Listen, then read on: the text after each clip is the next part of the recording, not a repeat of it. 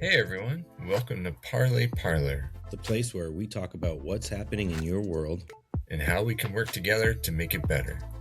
This space is for the people, all of us. And with your constructive feedback, we're building a platform that doesn't just talk about problems, but actually digs for real solutions. Solutions that benefit everyone, and not just a handful of billionaires and their soulless corporations. So yeah, we want to build something great together.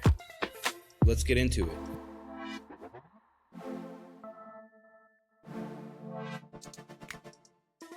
So what's the new developments you said from between yesterday and today? What new developments have occurred between yesterday and today about the now public executing? Some are calling it in Minneapolis. I believe it is in Minneapolis. Yeah. First of all, we are talking about the execution of a U.S. citizen, the now second murder of a civilian by federal agents in a 2-week time span. And this new one just happened yesterday, and we wanted to talk about it when it was fresh. More information has come out today, so I'm kind of a little bit glad that we waited. Some of the information that came out, most of the information that came out, I should say, is about the victim himself. His name was Alex Pretti. I think that's how you pronounce it. And he was an ICU nurse. I just found out not only was he an ICU nurse, but he was an ICU nurse at a VA hospital, a Veterans Affairs hospital. So he is actually the 9th person ICE has killed since January 1st. Well, this was not actually ICE. This was a different border patrol agency, but it's still under the purview of DHS. So it still falls under NOM, which is why she's out there saying that this guy was threatening the officer's life and was threatening to, quote, massacre law enforcement agents, which is just true. I was talking to my mom about it earlier, and I was like, it's bad enough that they grabbed him and they beat him and they pinned him down on the ground, and then they executed him like point blank, shot him in the back. I think it was like 6 times. 10. I mean, the shots that actually hit. I think. Yeah, I don't know. 6 shots. Yeah, they were pistol whipping him before they shot him, and then I don't know if they saw that he had a weapon in his back. Well, they did see it because they took it out. They unholstered it, and then they shot him in the back while he was face down. Yeah.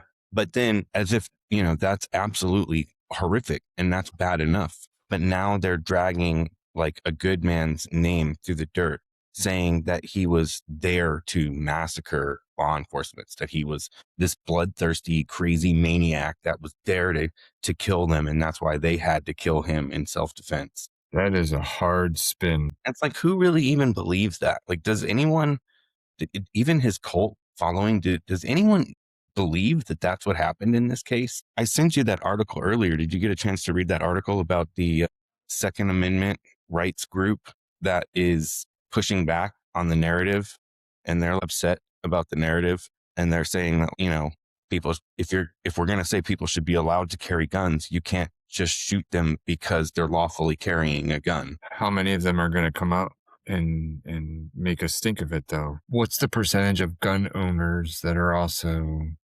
MAGA, so far gone MAGA, that are just going to say it's bullshit coming from the other side? And it's that whole thing I've been saying, that there is no other side. The Democratic Party exists just so we don't revolt. But we're like way past the point of having people just write angrily worded letters to the other members of Congress, stand up on podiums and shout that we're going to do this, we're going to make it better, but do nothing. And in fact, vote to continue to take rights away from individuals, because they went after Medicaid, and they said it was because of illegal immigrants, and it makes no sense it's certainly interesting to see and hear what I am from the super proponents of 2A, the Second Amendment. There's some crickets from a lot of them.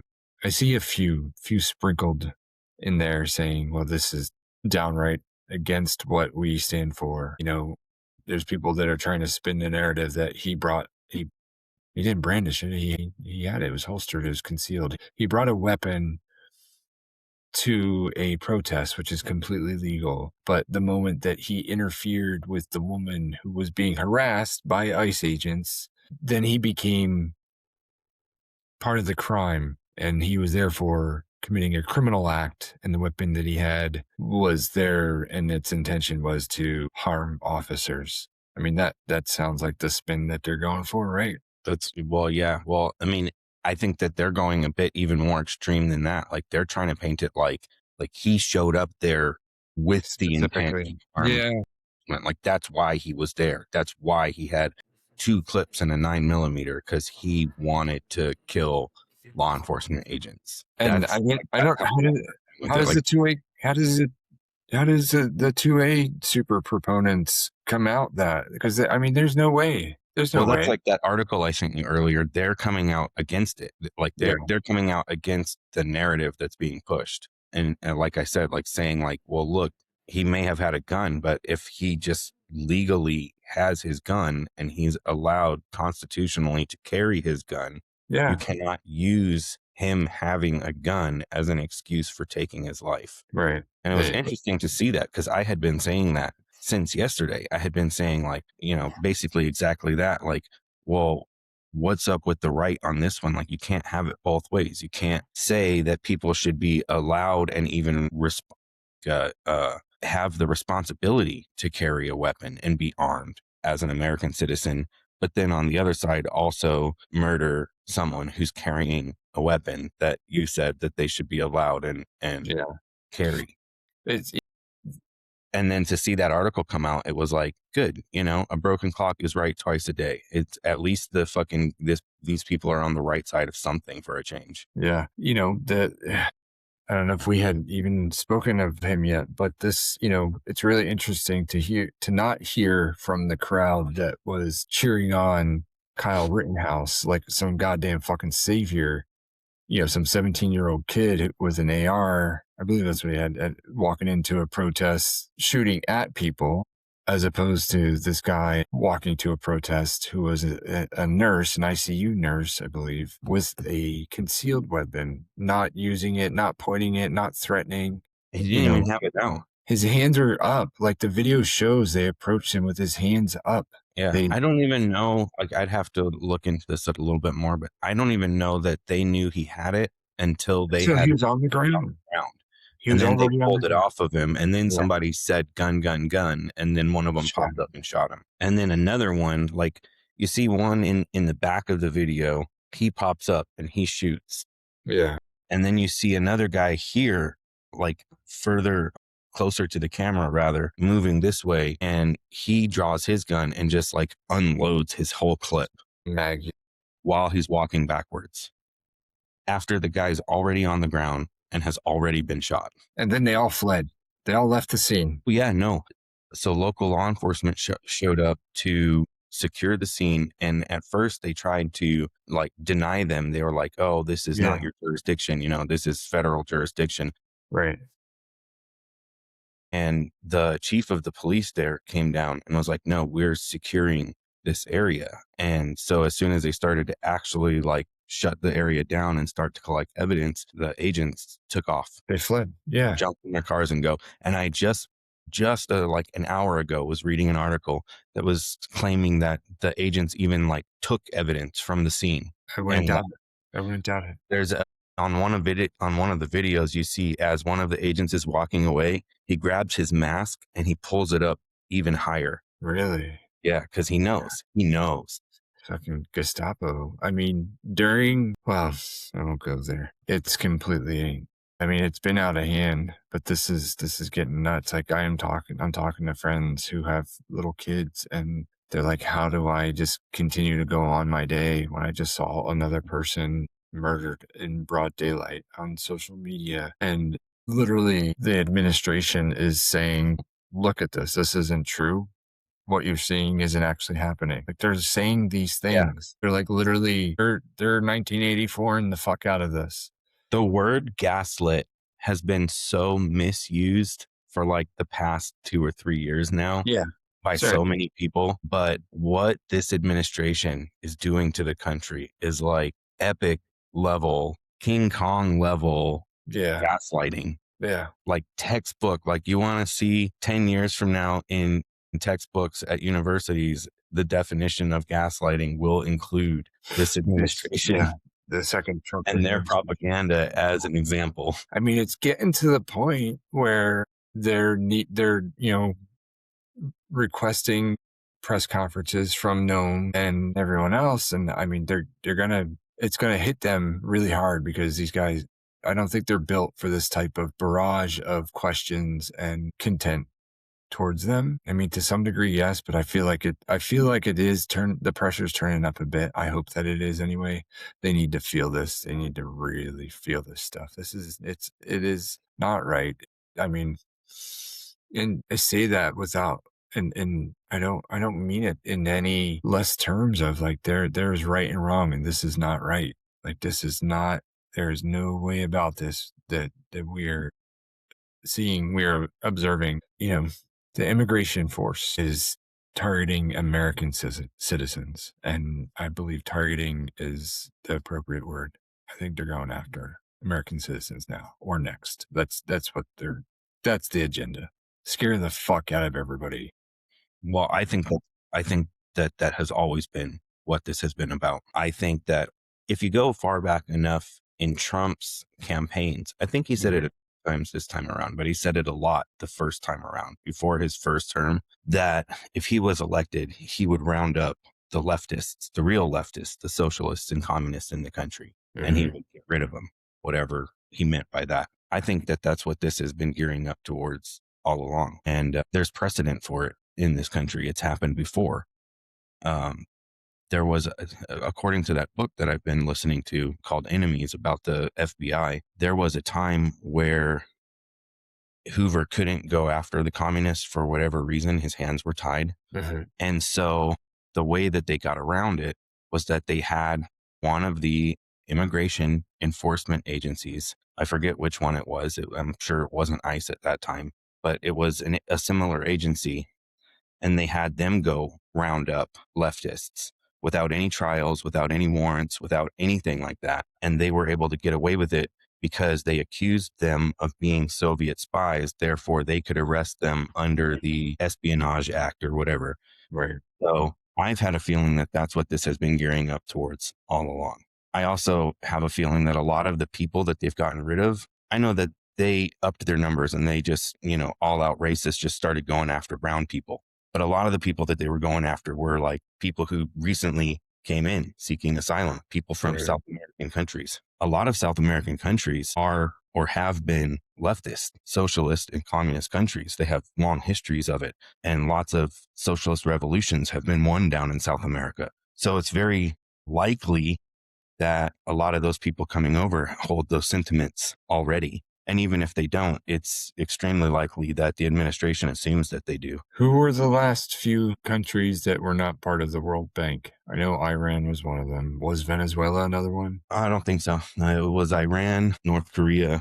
I want to say Afghanistan, but I think Afghanistan was the last one to fall. And then there was 3 left. Okay. I know Iran and North Korea are 2 of them. I mean, with the exception of Venezuela, how many of those were socialist countries? Well, Iran was at one point. Yeah. It's flip-flopped. And now it's ethno-state's not the right word, but it's a theocracy. Okay. Rather than, I think it's more leftist in its nature. I don't know a whole lot about how Iran operates its government. But yeah, they have a lot of history of it there. I mean, the Soviets were there at one point. There was a revolution there. They elected the Shah. We overthrew him, as we do, and this is maybe a topic for another time, but everything that's going on in Iran right now that has kind of been a little bit swept under the rug because of everything going on here at home, maybe rightfully so, but we still have to keep our eyes open. All the stuff that's going on in Iran right now has the fingerprints of the of intelligence all over it, of of what's called the color revolution. They've done it over and over again. They did it in South America lots of times, as a matter of fact. Trump was caught red-handed trying to do it in Venezuela in his first term. This has been a long-term project of his. I don't know if people remember this or if you remember this, Quinn, but in his first term, the Venezuelan president came on international TV and showed 2 American ID cards and said that we apprehended these 2 people. We caught them red-handed trying to foment a coup down in Venezuela. And one of them was like a Secret Service agent, and the other one was one of Trump's personal guard detail. No. Yeah. Well, I had no idea. And at the same time that was happening, back home, they were introducing this other guy. I can't remember his name. I'm not even going to try, but they were introducing the guy that they were claiming, like, this is the, this guy who's super friendly to the U.S. and U.S. interests. This guy is the rightful president of Venezuela, and we just want to put him back in his rightful place. And then, that kind of all went away because Trump got caught red-handed trying to foment a coup down there. Well, the same pattern happens over and over again. Basically, we send people over to be underground, undercover, and stir shit up, basically. Mm-hmm. Get people thinking a certain thing about how their government is working or how their economy is working or how it may not be working for them or whatever. They get people to buy into a certain ideology. And then they get those people to start to protest. And then they push those protesters to stick to it, to get riled up, whatever it takes to get the state to respond. And then when the state responds, the world media goes, see, look how bad they are. Look what they're doing. They're suppressing their people. They won't let their people speak. Meanwhile, of course, we're doing the same thing at home. We're literally murdering our protesters, but that's not the point. The point is, once they get to that stage, then it's exactly what's happening right now with Iran. For anyone who is paying attention, on CNN just yesterday, it was saying that Trump told the protesters that, U.S. help is on its way. Like, yeah. We'll have your back. We won't let you get crushed. And the president of Iran came out and made a statement in response to that and said that how deeply irresponsible, because that's going to escalate the violence if these people think that the U.S. is coming to their aid, when in fact, we're not going to. No. We've been trying to get a war with Iran going in this country for a while now, and it would just... I mean, I thought it was going to happen, what was it, back in October when Jung Hegseth leaked the plans to their nuclear sites or their petroleum sites, or not petroleum, but I don't remember. Yeah, back in October, we thought we were going to war because they bombed a bunch of... Seems like we're going to war with the whole world and here at home. Yeah. I don't know how else this plays out. Everyone that I've talked to said that at some point, the people, if not all over the whole country, at least the people in the city of Minneapolis are gonna rise up and fight back against ICE or the federal agents that are there. And what happens at that point? I mean, or is that the goal? Because then Trump gets to declare martial law. And when you declare martial law, then you can stop elections, because there's no way that they're not going to win. There's no way they have any hope of winning any more elections, and we talked about this already. I'm pretty sure he said, you vote for me now, you won't have to vote again. He was telling everyone his playbook. Yeah. I mean, and he knows his goal is to keep himself in office for as long as possible. I tried not to believe it. I tried to think that was some real leftist, goofy shit. I mean, just think about the fact that think about the stuff that just came out recently, that testimony to Congress of Jack Smith, laying out exactly how no, Trump was going to jail right before he won this election. And the only thing that kept him out of going to jail was winning this election. And Trump knows that. I mean, he's buddy-buddy with Putin and he's buddy-buddy with Netanyahu, and both of them did the same thing. They both were going to jail, and they both got themselves back into power and kept themselves in power. And I mean, that's part of, do you think that Trump has the ability to keep himself in power? Do you think, obviously Putin and Netanyahu have the loyalists? I don't want to do that. I don't want to sound super pessimistic, but who would stop him? The courts have already said that half of the shit he's doing is unconstitutional or illegal. Yeah. And he's basically said, fuck you, stop me. So whether or not he can run for a third term, whether or not he will keep himself in office, the question is, who's going to stop him? if he ultimately does go for that. I don't have an answer to that.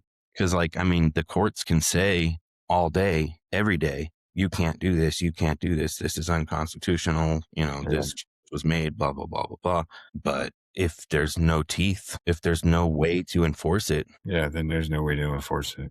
the only department that would enforce it would be the Justice Department. And not only is that department already under the president anyway, Pam Bondi is, Trump's little fluffy lapdog. Yeah. Pam Bondi is Trump's Ghislaine Maxwell. Or something close to it.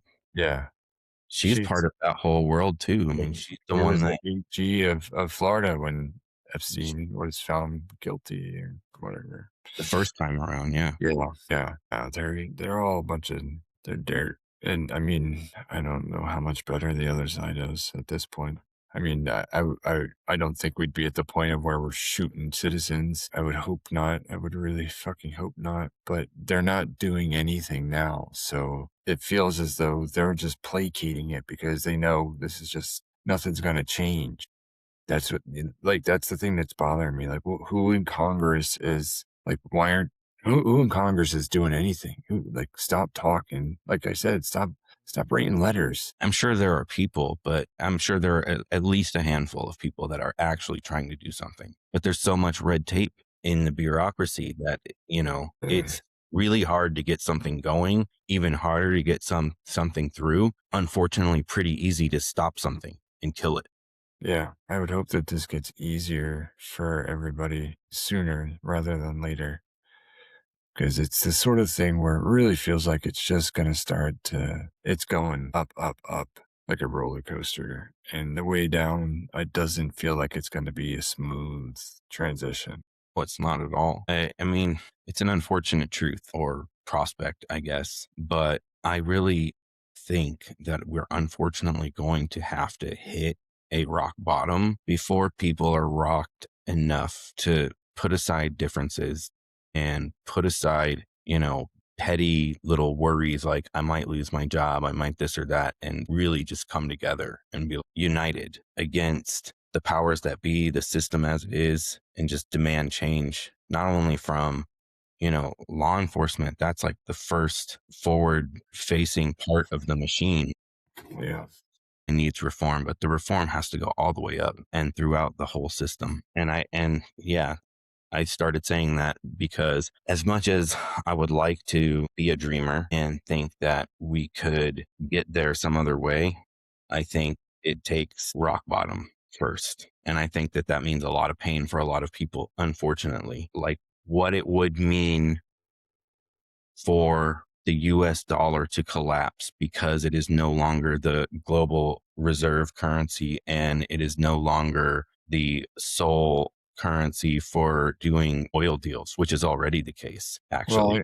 Well, I'm curious also how the market's going to perform, honestly, and how this is going to impact people who deal in money and that's their life. They don't know anything else.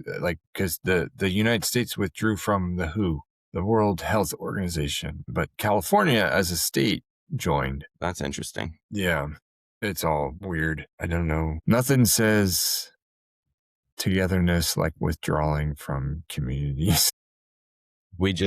I just saw on the news just this morning, as a matter of fact, that we just withdrew from one of the UN climate treaties.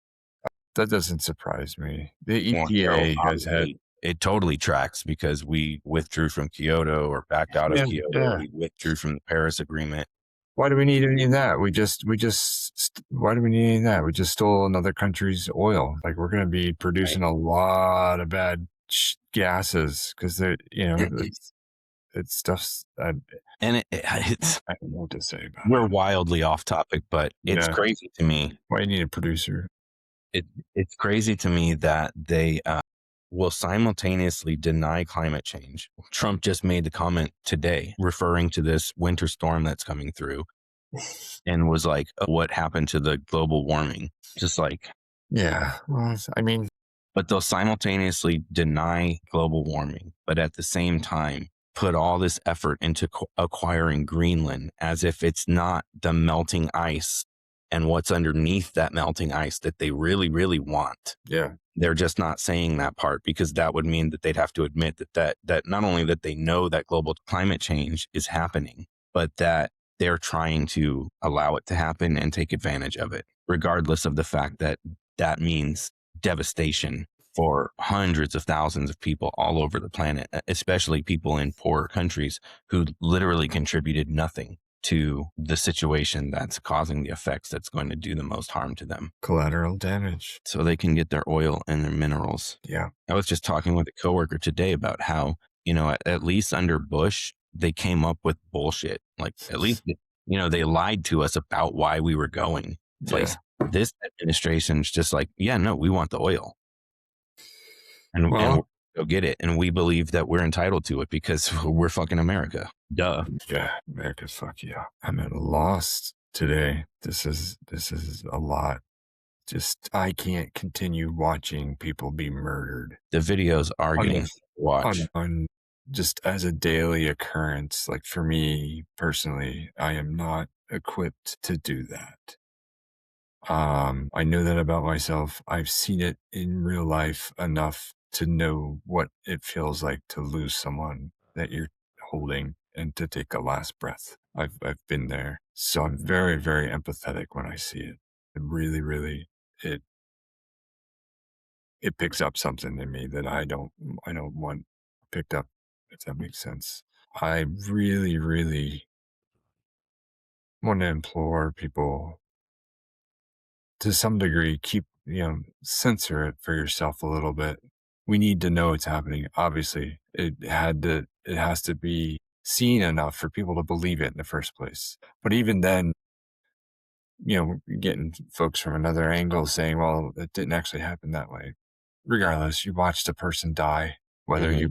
you believe, for whatever reason he died, and it was videotaped, and it's And we tragic. watched it And we watched it, and we watched it again again.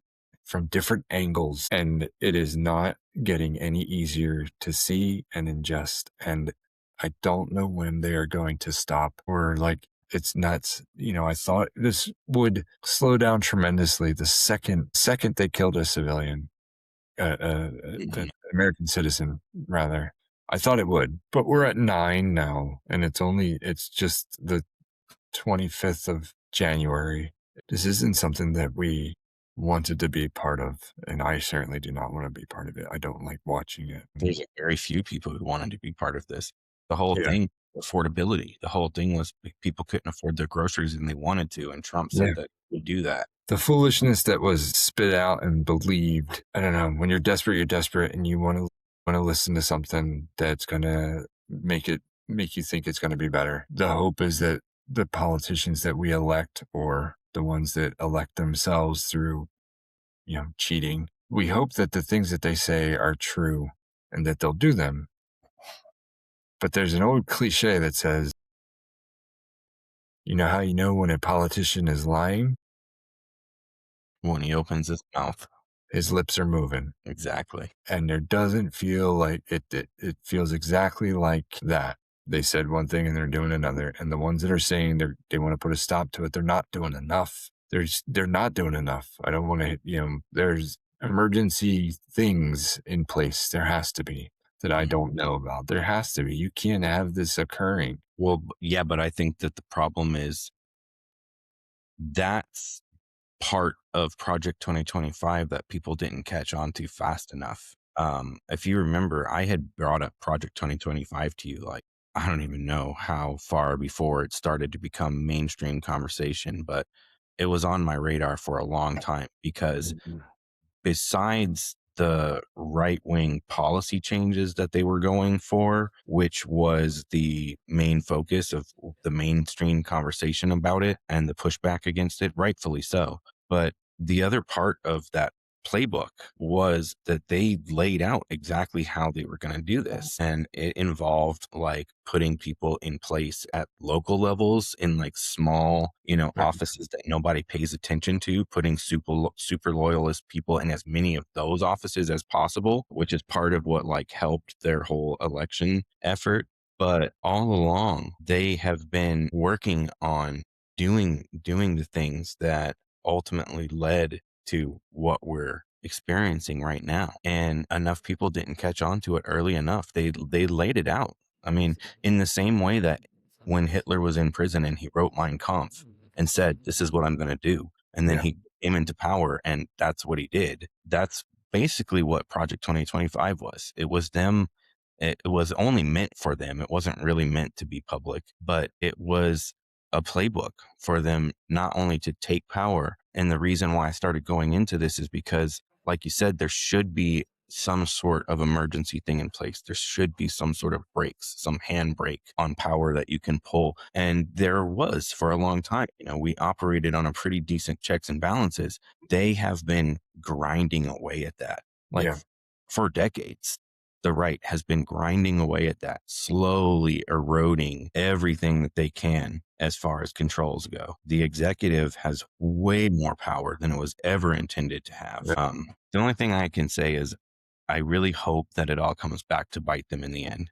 I don't think that we don't get out of this without a world of pain, but I hope that they spend all this time giving so much power to the head of state that then suddenly when there's this surprise upset and a real leftist gets in office, not a Democrat, not a corporate politician shill, but a real leftist, someone like the president of Mexico, Claudia Sheinbaum, or Lula down in Brazil, or any number of real leftist leaders that actually care about their people. When one of them gets into power, and then they have all this unrestricted power to do things that they want to do, to implement the programs that they want to implement. Like, oh, thanks for taking off all the checks and balances. All utilities are public now. Yeah. Snap. That's my genie.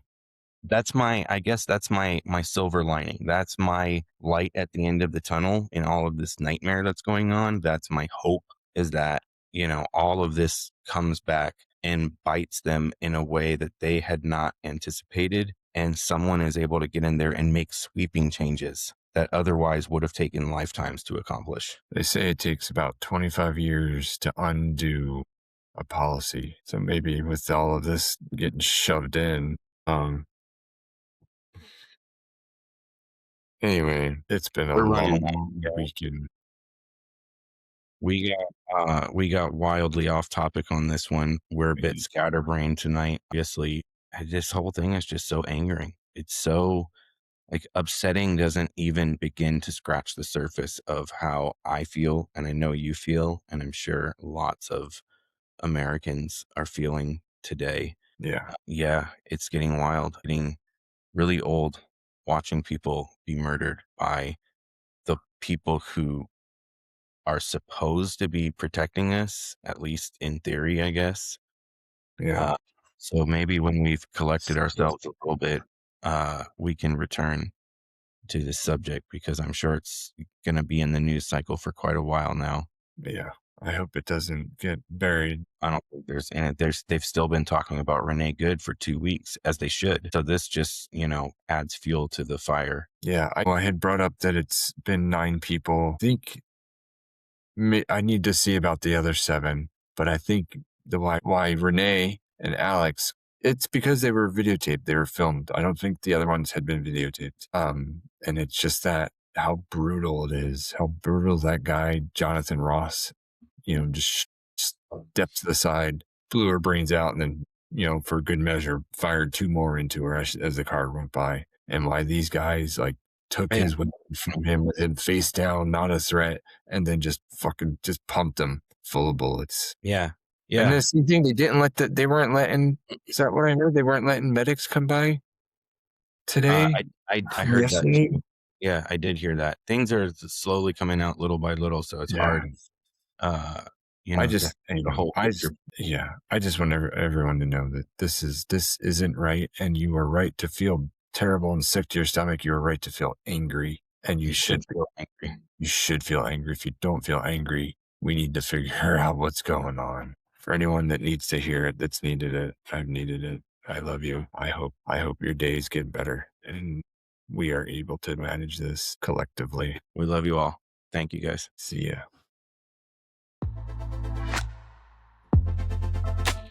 All right, that's going to wrap it up for today. Thank you all so much for listening. If you'd like to help build this channel and community, please consider liking, subscribing, and sharing.